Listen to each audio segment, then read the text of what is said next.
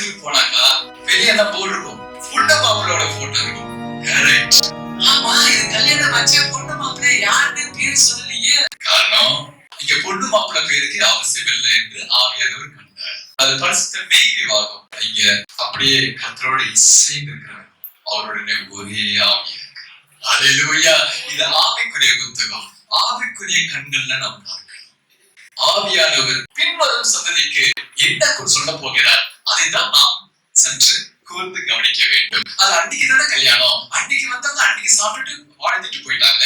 பின்வரும் சந்ததிகளுக்கு இதனால என்ன பயன் உண்டு அப்படின்னு பார்த்தா, பின்வரும் சந்ததிகளுக்கு பராக்கிரமசாலியான கருத்து அதிகமான ஒரு விஷயத்தை வைத்திருக்கிறார். இயேசுவும் அவரது சீஷரும் அந்த கல்யாணத்துக்கு அழைக்கப்பட்டிருந்தார்கள். நாம் முதல்ல கற்றுக்கொள்ள வேண்டியது, நாம் எந்த ஒரு காரியத்துக்கும் ஆண்டவரை நோக்கி பார்க்கணும். ஹல்லேலூயா.